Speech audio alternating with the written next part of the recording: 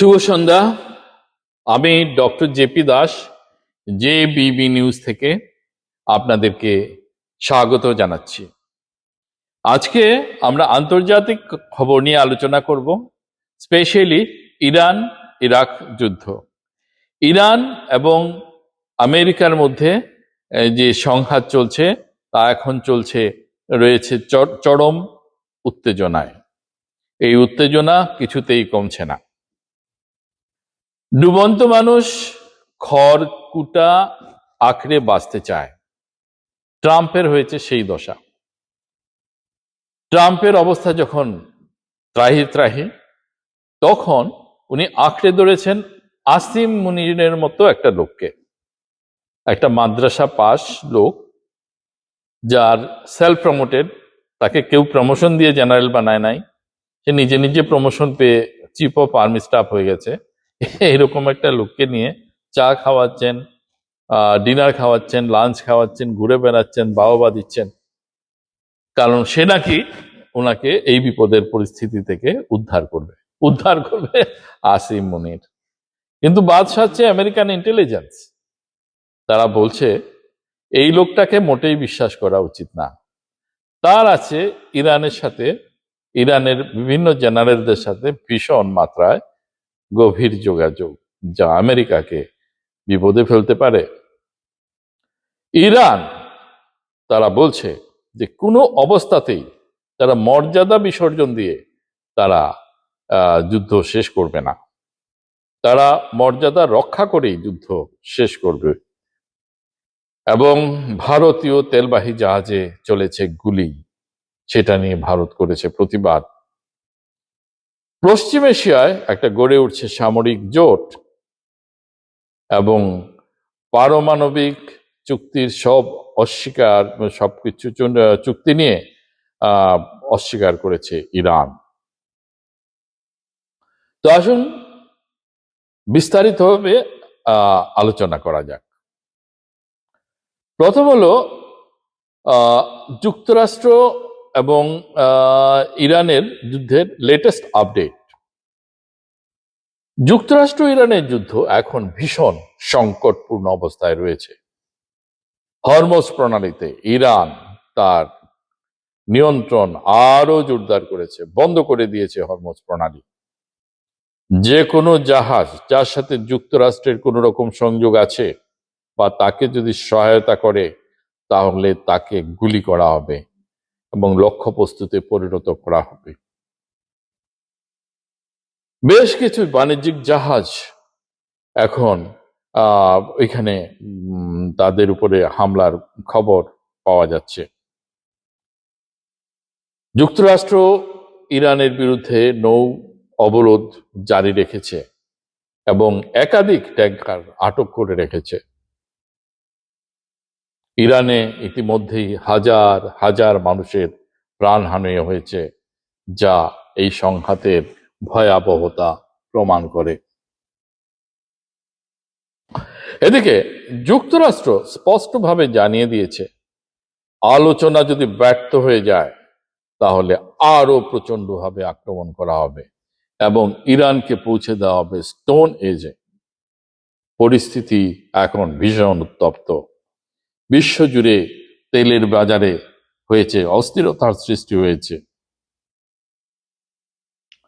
যা বলছিলাম, আসিম মুনির, শেষ পর্যন্ত আসিম মুনিরের মতো একটা লোককে ট্রাম্প তার বন্ধু বানিয়েছেন এবং তার উপরে নির্ভর করে তিনি এই বিপদ থেকে বাঁচতে চাইছেন। কিন্তু ইউএস ইন্টেলিজেন্স এটাকে মোটেই ভালো নজরে দেখছে না। ইউএস ইন্টেলিজেন্স বলছে যে আসিম মুনিরের সাথে রয়েছে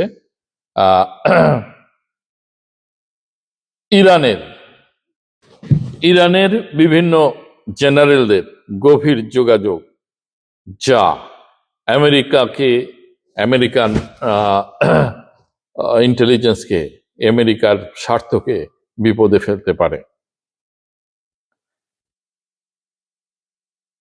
এতে বোঝা যাচ্ছে পাকিস্তান এখন গুরুত্বপূর্ণ মধ্যস্থকারী হিসাবে গড়ে উঠলেও সেই সাথে যুক্তরাষ্ট্রের কাছে একটা উদ্বেগের বিষয়ও বটে।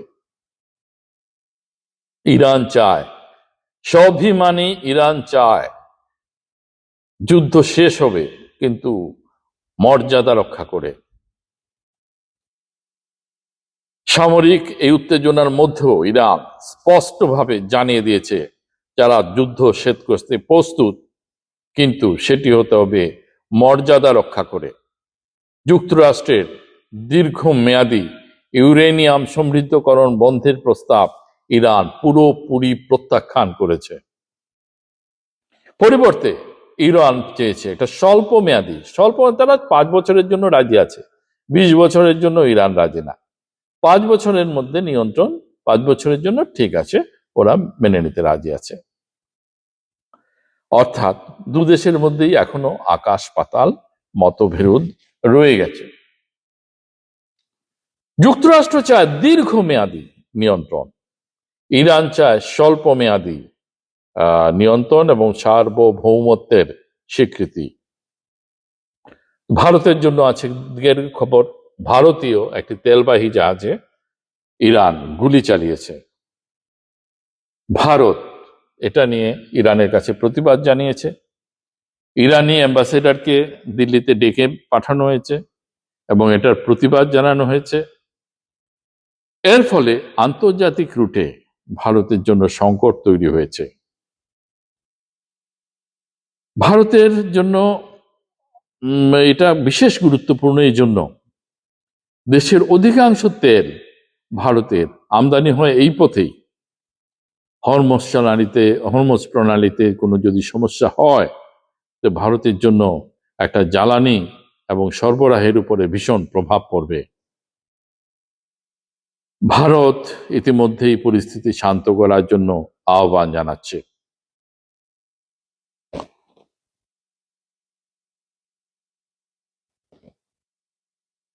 ওইখানে একটা সামরিক জোট গড়ে উঠছে।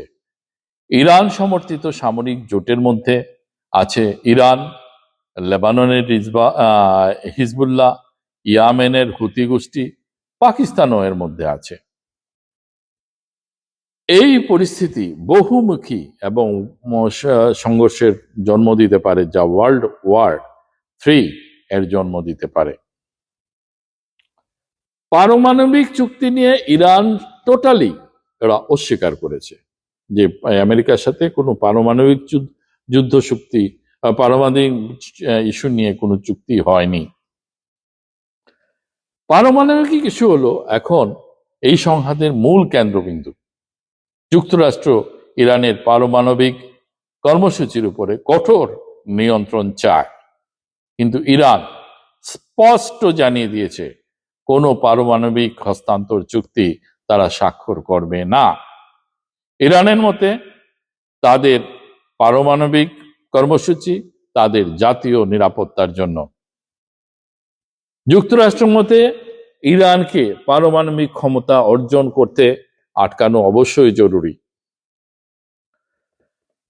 তো ভবিষ্যতে কি হতে পারে? যুদ্ধবিরতি হলেও হতে পারে, কিন্তু এখন কঠিন মনে হচ্ছে। একটা ভিয়েতনাম বা আফগানিস্তানের মতো একটা লম্বা যুদ্ধের সৃষ্টি হতে পারে। দুটোতেই যুক্তরাষ্ট্র গোহারা হেরেছে, শেষ পর্যন্ত লেজে গোবর হয়েছে। এখানেও তা হতে পারে, এবং পূর্ণাঙ্গ একটা যুদ্ধের সৃষ্টি হয়ে যেতে পারে, যা বিশ্ব অর্থনীতি এবং তেল সরবরাহে বড় একটা ধাক্কা সৃষ্টি হতে পারে। এই যে ইরান এবং যুক্তরাষ্ট্রের যুদ্ধ, এটা এখন একটা বৈশ্বিক একটা সংকট এটা তৈরি করেছে। হরমুজ প্রণালী এই গুরুত্বপূর্ণ এই সংঘর্ষের কেন্দ্রবিন্দু। কূটনৈতিক চালে এটা সমাধান যদি হয়ে যায় খুবই ভালো, না হলে খুবই মুশকিল হবে, এবং সেটা কিন্তু অনিশ্চিত। এখন সারা বিশ্ব নজর রাখছে ইরান আর আমেরিকার দিকে। এই সংঘাতের ফলাফল নির্ধারণ করবে ভবিষ্যতের বৈশ্বিক শক্তির ভারসাম্য। বন্ধুরা, আমার সাথে এতক্ষণ থাকার জন্য এবং ধৈর্য ধরে আমাদের এই নিউজ চ্যানেল শোনার জন্য আপনাদের ধন্যবাদ জানিয়ে আজকের মতো আমি বিদায় নিচ্ছি।